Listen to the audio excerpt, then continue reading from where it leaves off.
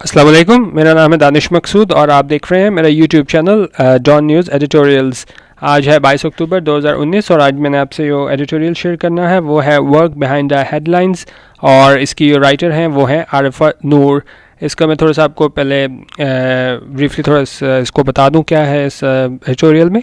Basically जो आज कल का हॉट टॉपिक जो था FATF financial action task force का जो डिसीजन आया था, जिसमें पाकिस्तान को फरवरी तक जो है वो ग्रे लिस्ट में बरकरार रखा है। तो उस हवाले से इन्होंने उस रिपोर्ट को ज़्यादा तफसील से बताया है कि उसमें क्या क्या चीज़ें हैं और क्या पाकिस्तान जो है वो जो भी इसमें इन्होंने पॉइंट्स बताए हैं कि पाकिस्तान को मुकम्मल करने होंगे फरवरी 2020 तक, तो क्या पाकिस्तान को करने में कामयाब हो जाएगा नहीं, और बाकी इसमें और भी रिपोर्ट को तफसीली जो है वो डिस्कस किया गया है। अब इसमें राइटर कह रही हैं the financial action task force meetings are beclouded by much hysteria within outside Pakistan. मैं आज आपको ज़रा मेरे पास टाइम नहीं है, मैं सिर्फ समरी आपको सिर्फ बता रहा हूँ। आज मीनिंग्स वगैरह है वो आज नहीं मैं बता रहा, सिर्फ आपको एक समरी दे रहा हूँ। अच्छा, अब इसमें मैंने कहा कि फाइनेंशियल एक्शन टास्क फोर्स का जो मीटिंग्स हमारी हो रही थी, तो ये काफ़ी ज़्यादा इसमें चर्चा रहा, काफ़ी लोगों का इसमें इंटरेस्ट था with in and outside Pakistan, Pakistan में भी और पाकिस्तान से बाहर भी। और ज़ाहिर है पाकिस्तान से बाहर था तो इंडिया में था, क्योंकि वहाँ पे उनकी कोशिश थी कि किसी तरह पाकिस्तान को ब्लैक लिस्ट करार दे दिया जाए। तो उसमें क्या उन्होंने बात करते रहे थे, ग्रे लिस्ट और ब्लैक, और इस चीज़ में चलता रहा था कि पाकिस्तान के तरफ से थे जो वफ्द गया हुआ था, और हमारे पास फॉरेन मिनिस्टर वो भी कह रहे थे कि नहीं, हम ग्रे लिस्ट, हमने इतना काम कर लिया है कि हम ग्रे लिस्ट से निकल जाएंगे, ब्लैक लिस्ट में नहीं आते। जबकि इंडिया की कोशिश थी कि किस तरह जो है वो पाकिस्तान को ब्लैक लिस्ट करवा दे। And now our next door neighbours are discovering shades of grey where none existed earlier. और यहाँ पे उन्होंने बता रहे हैं हमारे नेक्स्ट डोर नेबर्स यानी इंडिया, तो उसमें ये भी आया था कि मीडिया की तरफ से उन्होंने बात करनी शुरू कर दी थी किस चीज़ की, डार्क ग्रे, जिस तरह, क्योंकि बात तो सिर्फ वो ग्रे लिस्ट में थी और वहाँ से निकल के ब्लैक लिस्ट, इन दो कलर्स की बात हो रही थी। लेकिन जो हमारे नेबर है इंडिया, तो वहाँ पे उन्होंने किसी चैनल पे जाके वो डार्क ग्रे की भी बात कर दी थी, तो मतलब मजाकन बात की थी। लेकिन राइटर ये कह रही हैं soon enough there will be charcoal grey और misty grey list for Pakistan convenience और इनकन्वीनियंस। और राइटर कह रही हैं हो सकता है इसके बाद जो है वो चारकोल ग्रे और मिस्टी ग्रे और दूसरे शेड्स भी आ जाएँ वो करने के लिए। लेकिन राइटर कहने हैं कि बड़ा सीरियस टॉपिक है, लेकिन जिस तरीके से ये मीडिया ने इसको लिया, इंडियन मीडिया ने, तो ये बहुत ही गलत बात है। But the sensationalism is unfortunate. उन्होंने कहा बड़े अफसोस की बात है कि जिस तरह ये सेंसेशनलाइज कर रहे थे इंडियन मीडिया वाले, और इसको इन्होंने डार्क ग्रे ले गए कलर में इस तरह। For it draws attention away from the painstaking process the country needs to go through to come off the list. उन्होंने कहा ये उससे तवज्जो हटा देता है, किससे, वो उस प्रोसेस से जो कि एक मुल्क को गुजरना पड़ता है कि to come off the list, कि उस लिस्ट से निकल सके। जिस तरह पाकिस्तान जो अभी ग्रे लिस्ट में था, ग्रे लिस्ट में ही रहा है, तो अगर पाकिस्तान ने वहाँ से निकलना है तो पाकिस्तान को क्या कुछ करना होगा। लेकिन जिस तरह फिर इंडियन मीडिया में इसको डार्क ग्रे और इस तरह इन्होंने वो किया, एक मजाक उड़ाने की हैसियत से किया, तो राइटर का कहना है कि कितना कुछ आपको करना पड़ता है एक लिस्ट से निकलने के लिए, और वो सिर्फ सेंसेशनलिज्म फैलाने के लिए, अपनी ख़बरों को वो करने के लिए, इन रहने के लिए ख़बरों में, तो वो इस तरीके से कर रहे थे इंडियन मीडिया की जानिब से, जो बहुत गलत बात है। APG report was released on the progress Pakistan had and had not made. उन्होंने कहा ये रिपोर्ट जो आई थी वो इस बारे में थी कि पाकिस्तान ने ये प्रोग्रेस दिखाई है किस बारे में, और जो प्रोग्रेस दिखाई है और प्रोग्रेस नहीं दिखाई वो भी उन्होंने सारी रिपोर्ट में बताया गया था। It was compiled by number of experts who visited the country last year from October 8 to 19। और ये रिपोर्ट जो बनाई गई थी वो किसकी जानिब से कंपाइल की गई थी, मुरतब की गई थी एक्सपर्ट्स की जानिब से, जो कि अक्टूबर 8 से 19 तक जो है वो पाकिस्तान आए थे। और ये रिपोर्ट ये कितने 200 पेजेस पे मुश्तमिल रिपोर्ट थी, कोई छोटी रिपोर्ट नहीं थी, जिसमें बताया गया था कि पाकिस्तान ने क्या कुछ अचीव किया, क्या कुछ नहीं अचीव किया, और किस वजह से कुछ अचीव नहीं किया। टेरर फाइनेंसिंग के हवाले से बात हो रही है। The 200-page report makes for tedious reading, but it shows that FATF objectives are not limited to laws and their implementation, but also to the capacity to improve our law enforcement agencies and ensure convictions. अब उन्होंने कहा कि जो 200 pages की report थी उसमें ये बताया गया था कि जो FATF के ऑब्जेक्टिव्स हैं वो सिर्फ यही नहीं है कि लॉज और इनके इम्प्लीमेंटेशन के पाकिस्तान लॉ बना दे, मनी लॉन्ड्रिंग का लॉ बना दे, टेररिज्म फाइनेंसिंग का लॉ बना दे, काउंटर टेररिज्म फाइनेंसिंग का लॉ बना दे, बल्कि इससे भी है कि वो इम्प्लीमेंट होते हैं कि नहीं, but also to the capacity to improve our law enforcement agencies. और इस पर में भी कि क्या पाकिस्तान जो लॉ इन्फोर्समेंट एजेंसीज हैं ये लॉ को जो इन्फोर्स कराती हैं वो उनमें कैपेसिटी भी है कि नहीं, एंड इंश्योर कन्विक्शंस कि वो सज़ा भी दिला पाती हैं कि नहीं। क्योंकि देखिए सिर्फ आप लॉ बना देना काफ़ी नहीं होता। अब जिस तरह आगे इन्होंने बताया है कि कितनी कन्विक्शंस हुई हैं इस लॉ के तहत, तो आप ये देखेंगे सिर्फ लॉ बना देना काफ़ी नहीं है। उन्होंने कहा ये कैपेसिटी है मतलब कौमों की, इस केस में पाकिस्तान की, कि हमारी लॉ इन्फोर्समेंट एजेंसीज की, कि वो कन्विक्शन कि अगर आपने कोई एक लॉ बनाया तो उसके तहत अगर आप सज़ा दोगे तो लोगों को, अगलों को होगा कि भाई जी अब हमने ये काम नहीं करना। अगर आप सज़ा देने में नाकाम हो जाओ तो फिर आप जो है वो कुछ नहीं कर सकोगे। The use of alternative methods where convictions are not possible and spreading awareness and having rules for fields which currently function without any. और साथ उन्होंने ये भी बताया कि अल्टरनेटिव मेथड्स जहाँ पे कन्विक्शन पॉसिबल नहीं होती और वहाँ पे क्या है अवेयरनेस फैलाई जा सके, having rules for fields which currently function without many, जहाँ पे अभी हमारे पास उस तरह के रूल्स नहीं हैं। This will take time and work, होने का इसमें थोड़ा वक्त लगेगा। For instance the report points out that while there may be national coordination among the various law enforcement agencies, और उसमें बताया रिपोर्ट में ये बताया गया कि ठीक है यहाँ पे कोऑर्डिनेशन होगी, किसमें वेरियस लॉ एनफोर्समेंट एजेंसीज हैं उनकी आपस में कोऑर्डिनेशन होगी। There is little cross CTD, CTD हमारे पास क्या होता है, काउंटर टेररिज्म डिपार्टमेंट्स उन्होंने कहा, लेकिन यहाँ पे क्या है among the various law enforcement agencies there is little cross CTD counter terrorism departments which exist at the provincial level। और इसमें उन्होंने बताया कि वहाँ पे बहुत थोड़ी है, कहाँ पे, काउंटर टेररिज्म डिपार्टमेंट्स यहाँ पे एग्जिस्ट करते हैं, कहाँ पे, प्रोविंशियल लेवल पे, और क्रॉस प्रोविंशियल कोऑर्डिनेशन तो वहाँ पे जो है कोऑर्डिनेशन नहीं है। So the FIA hardly coordinates, और इसका नतीजा क्या निकलता है, जो हमारी फेडरल इन्वेस्टिगेशन एजेंसी है hardly coordinates with Punjab CTD counter terrorism department जो है, उन्हें क्या वो उससे नहीं कोऑर्डिनेट करते, ताउन करते किससे, FIA, उनका आपस में तालमेल नहीं होती FIA की किसके साथ, पंजाब CTD के साथ फॉर एग्जांपल। और the financial monitoring unit FMU जो है, और इसका क्या फंक्शन है, responsible for collecting and analysing reports of suspicious transactions generated by banks and other institutions. और इसका काम यह है कि वो रिपोर्ट्स एनालाइज करता है कि भी सस्पिशियस ट्रांजैक्शन होती है, जिस तरह अगर कोई एक बंदा है एकदम ही बहुत ज़्यादा अमाउंट आ जाए, या उसने अगर बंदे ने कागज़ों में लिखवाया हुआ है कोई इतना ज़्यादा उसका सोर्स ऑफ इनकम नहीं है और एकदम बहुत ज़्यादा अमाउंट हो जाए, कोई सस्पिशियस ट्रांजैक्शन आ जाए, और वो कहाँ पे आए, generated by banks and other institutions, does not coordinate with provincial CTDs, और वो उससे ना करे उसमें ना हो कोऑर्डिनेट हो, मतलब कि प्रोविंशियल CTDs के मुताबिकत ना हो।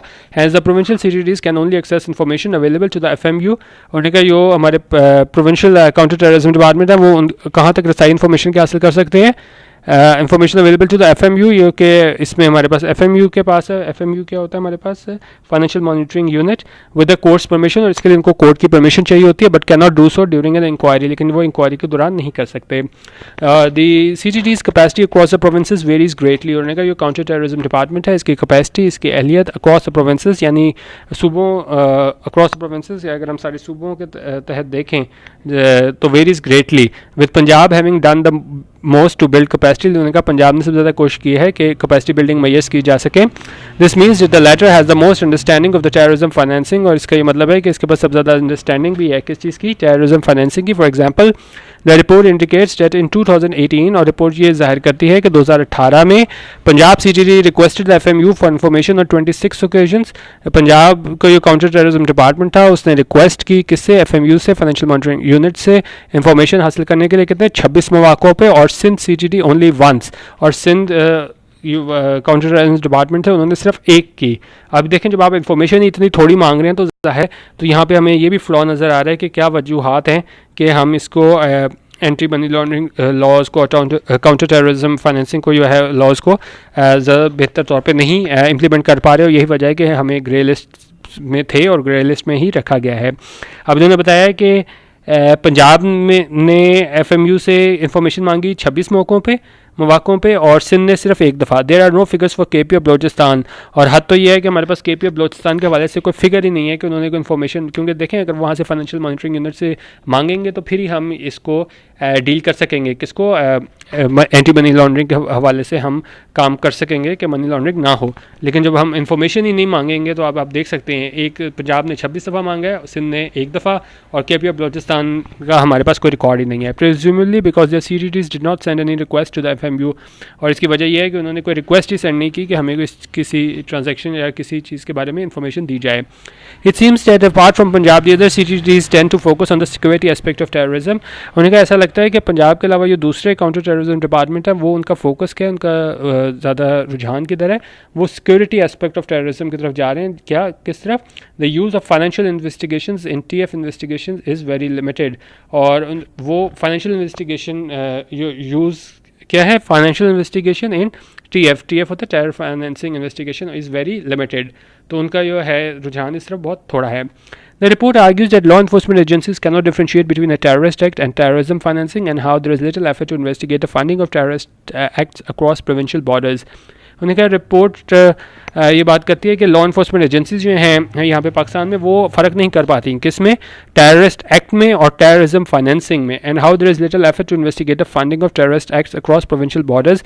और ये कोशिश भी नहीं की जाती कि इन्वेस्टिगेट किया जा सके, मतलब तलाश किया जा सके वो वजह दी फंडिंग ऑफ टेररिस्ट एक्ट्स कि वो टेररिस्ट एक्ट्स को जो क्या है फाइनेंसिंग जिसकी कर रहे हैं उसको पैसे दे रहे हैं अक्रॉस प्रोविंशियल बॉर्डर्स, मुख्तलिफ सूबों के में जो हैं वो पैसे दे रहे हैं। This limited understanding of terrorism financing is also revealed bye figures in the report. और उन्होंने कहा जो अंडरस्टैंडिंग है टेररिज्म फाइनेंसिंग की वो बहुत थोड़ी है, और ये हमें रिपोर्ट से भी पता चलता है। Of the suspicious transactions reports analysed by the FMU financial monitoring unit ने जो सस्पिशियस ट्रांजैक्शन रिपोर्ट्स जो हैं उसको एनालाइज किया, तो क्या पता चला, only 5.5% were passed on to the relevant authorities. सिर्फ उसमें से 5% ऐसी रिपोर्ट्स थी जो कि पास की गई रेलिवेंट अथॉरिटीज़ को, क्योंकि ज़ाहिर है जब तक रेलिवेंट अथॉरिटीज़ को आप नहीं देंगे तो वो कोई इसका तदारुक नहीं कर सकेंगे। तो सिर्फ और सिर्फ 5.5% जो है वो इंफॉर्मेशन पास ऑन की गई रेलिवेंट अथॉरिटीज़ को एज रिलेटेड टू टेररिज्म और terrorism financing. In comparison 23% were suspected of being related to tax evasion, और इनका 23% जो है वो रिपोर्ट की गई किस मद में, टैक्स एवेजन एंड यानी कि टैक्स छुपाना, एंड 9.5% टू करप्शन। तो ये यहाँ पे आपको ये फ़र्क बता रहे हैं कि हम फ़र्क ही नहीं कर पाते, हम टैक्स एवेजन और दूसरी चीज़ें होती हैं करप्शन उस साइड पे चले जाते हैं, लेकिन जो हमें करना चाहिए रेलिवेंट अथॉरिटीज़ को रिकॉर्ड पहुँचाएँ इसके हवाले से, टेररिज्म फाइनेंसिंग के हवाले से, वो हम नहीं करते। हमने सिर्फ ये किए है जो टेररिज्म से रिलेटेड जो थी सिर्फ हमने 5.5% जो है वो इन्फॉर्मेशन पहुंचाई, और हमारा ज़्यादा फोकस किस पे था, टैक्स एवेजन पे और करप्शन पे। Of equal concern is an issue which has been highlighted time and again. उन्होंने कहा एक और इशू जिसको बार बार हाईलाइट किया गया वो क्या है, the capacity of law enforcement agencies to successfully prosecute and ensure convictions. और क्या बात की गई है कि इनकी जो कैपेसिटी है लॉ एनफोर्समेंट एजेंसीज की कि वो उसके खिलाफ मुकदमा कर सकें और कन्विक्शन यानी सज़ा दिलवा सकें। अब देखें लॉ बनाना काफ़ी नहीं होता, जिस तरह ऊपर स्टार्ट में बात हुई थी कि उसके बाद ये भी होता है कि आप उसके तहत आप कन्विक्शन भी करवा सकते हो कि नहीं।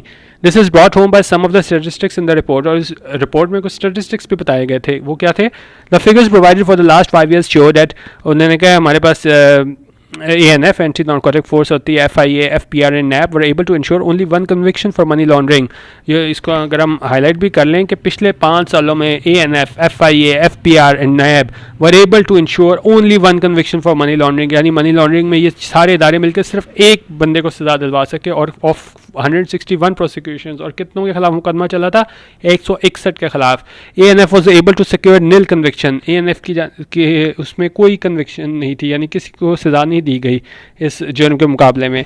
FIA also prosecuted 175 cases to secure no conviction.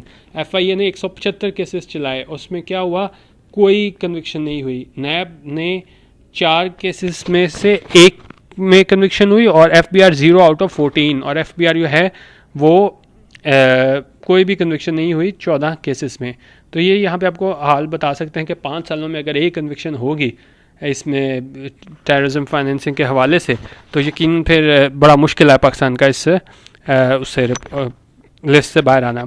आई कह रहे हैं रिपोर्ट स्टेट्स, और रिपोर्ट में क्या कहते हैं, 1 conviction is not consistent with Pakistan risk profile. और जो पाकिस्तान की प्रोफाइल है कि पाकिस्तान की जिस तरह लिस्ट में है, और ये तसव्वुर किया जाता है कि पाकिस्तान ज़्यादा कुछ नहीं कर रहा टेररिज्म फाइनेंसिंग को रोकने के लिए, तो सिर्फ 5 सालों में एक कन्विक्शन जो है वो इससे मुताबिकत नहीं रखती जो पाकिस्तान की रिस्क प्रोफाइल है। The collection of insufficient evidence, और इसकी रीज़न क्या है कि हमारे पास एविडेंस जो है सफिशिएंट नहीं होता। Ineffective use of investigative tools, हम जो इन्वेस्टिगेटिव टूल्स हैं वो उसको सही तरह पे इस्तेमाल नहीं कर पाते। The delays at trial stage, trial में हमारे पास डिले यानी वक्त बहुत ज़ाया हम हो जाता है।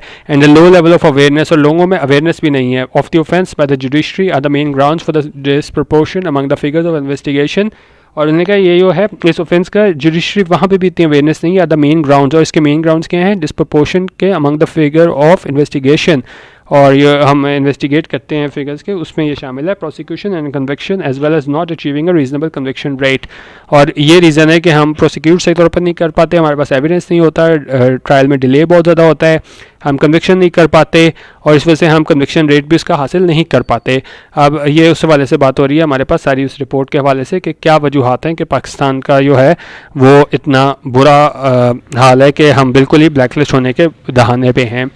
The record on terrorism financing is no better। उन्होंने कहा अगर हम terrorism financing की बात करें तो उस बारे में रिकॉर्ड कोई बेहतर नहीं है। Overall the country has registered 228 terrorism financing cases in 5 years। और उन्होंने कहा हमने 228 terrorism financing के हवाले से केसेस रजिस्टर किए हैं 5 सालों में। कन्विक्शन हमने सिर्फ एक को की है, और terrorism financing के हवाले से हमने 228 केस रजिस्टर किए हैं, जिसमें से क्या हुआ है एंड कन्विक्टेड 58, और इसमें से सजा कितनों को हुई है? सिर्फ 58 इंडिविजुअल्स को। All this was done at the provincial level, और ये सब कुछ क्या हुआ था? सूबाई सतह पे हुआ था। Apart from the convictions the provincial CTD have confiscated over $100,000 over 5 years। और उनका ये सब कुछ ये 5 साल के बारे में बता रहे हैं कि हमारे पास 58 कन्विक्शन थी टेररिज्म फाइनेंसिंग उस हवाले से। उसके अलावा हमारे पास जो 58 क्या थी हमारे पास? 58 टेररिज्म फाइनेंसिंग के हवाले से थी, और यो एक हमारे पास क्या था? एक मिनट, यहाँ पे हमारे पास था एबल टू मनी लॉन्ड्रिंग पे हमारे पास सिर्फ एक कन्विक्शन थी। टेररिज्म फाइनेंसिंग पे हमारे पास कितनी थी? 58। और जो पिछले 5 सालों में ये सीटीडी ने कन्फिस्केट किए यानी जब्त किए तो वो कितनी अमाउंट थी? $100,000 की ओवर 5 years। उन्होंने कहा how it is suggested this amount is not impressive. उन्होंने कहा ये अमाउंट इम्प्रेसिव नहीं है कंसिडरिंग, इसको देखते हुए the extent of problem in Pakistan के पाकिस्तान में कितनी इसकी प्रॉब्लम है। But the report notes a commitment to fighting terrorism and how 30% of terrorism financing cases were registered between March and October 2018। उन्होंने कहा लेकिन ये है कमिटमेंट हमें थोड़ी बहुत नज़र आती है कि हम टेररिज्म को फाइट कर सकें, और उसमें उन्होंने कहा 30% टेररिज्म फाइनेंसिंग केसेस के 5 सालों में से उन्होंने कहा ये 30% टेररिज्म फाइनेंसिंग केसेस थे वो कब रजिस्टर हुए? Between March and October 2018। ये थोड़ा पाकिस्तान की सीरियसनेस शो करता है कि पाकिस्तान चाह रहा था 2018 में कि हम जो है इसमें से रिपोर्ट करें क्या है टेररिज्म फाइनेंसिंग केसेस। तो उस टाइम पे हम कह सकते हैं कि थोड़ा पाकिस्तान सीरियस था कि हम कर सकें, यानी क्योंकि अगर पिछले पूरे इससे पीछे का टाइम देखें तो बिल्कुल ही कोई भी केसेस रिपोर्ट नहीं होते थे, कोई केसेस रजिस्टर नहीं होते थे। आगे आ रहा है द प्रॉब्लम दो is not just one of the states capacity. होने का प्रॉब्लम ये है सिर्फ स्टेट की कैपेसिटी की नहीं है कि वो कर सकते हैं कि नहीं, it is also about the absence of knowledge in society. और एक और वजह जो है हमारे पास टेररिज्म फाइनेंसिंग की मनी लॉन्ड्रिंग की कि वो absence of knowledge in society के सोसाइटी में लोगों को इस चीज़ की मालूमात नहीं है। Another issue highlighted by the report is the lack of awareness about terrorism financing or money laundering in sectors other than banks। उन्होंने कहा बैंक्स में तो हमारे पास काफ़ी ज़्यादा मैकेनिज्म होते हैं, हमारे पास प्रूडेंशियल रेगुलेशंस होते हैं, एंटी मनी लॉन्ड्रिंग लॉज होते हैं, हमारे पास terrorism counter terrorism financing laws होते हैं, लेकिन उन्होंने कहा बैंक के अलावा ये दूसरे सेक्टर्स हैं वो काफ़ी जो है वो इस चीज़ में मुलविस होते हैं और वो हम टैकल नहीं कर पाते। इसकी बड़ी वजह यह है कि अवेयरनेस नहीं है।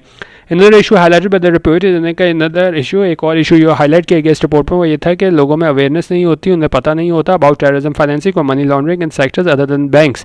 Here it talks specifically of non banking financial institutions, और खासतौर पर इस रिपोर्ट में जिक्र किया गया है non banking financial institutions such as क्या चीज़ें करेंसी एक्सचेंजेस और इंश्योरेंस फर्म्स जो हैं। उन्होंने कहा यहाँ पे भी हमारे पास मनी लॉन्ड्रिंग होती है, बैंक वाले तो काफ़ी हद तक इसको काबू कर लेते हैं, लेकिन हमारे पास दूसरे सेक्टर्स भी होते हैं जहाँ पे ये काफ़ी प्रेवलेंट है। एज करेंसी एक्सचेंजेस और insurance firms as well as designated non financial business and professions DNFBP which can include, और इसमें क्या क्या शामिल होते हैं? रियल एस्टेट होते हैं, जेम्स एंड प्रेशियस मेटल्स होते हैं। These two sectors according to the report can be used for both money laundering and terrorism financing. उन्होंने कहा ये दोनों सेक्टर जो हैं वो किस में यूज़ हो सकते हैं? रियल एस्टेट के और जेम एंड प्रेशियस मेटल्स के ये सेक्टर यूज़ होते हैं हमारे पास मनी लॉन्ड्रिंग और टेररिज्म फाइनेंसिंग के लिए, बट लेकिन ये दोनों जो इन्वॉल्व हैं in two categories, specially the second one have no awareness of the issue. जिस तरह ये बात करें जेम एंड प्रेशियस मेटल्स के ये यूज़ होते हैं मनी लॉन्ड्रिंग के लिए, लेकिन इसमें क्या है अवेयरनेस नहीं है इस इशू के हवाले से। तो so for instance where banks have rules and regulations in place to vet those who want to open accounts. उन्हें कहा जब हम अकाउंट ओपन करने जाते हैं तो हमारे काफ़ी ज़्यादा प्रोसेस से गुजरना पड़ता है, तो वहाँ पे क्या है काफ़ी चेक एंड बैलेंसेस लग जाते हैं कि मनी लॉन्ड्रिंग ना हो।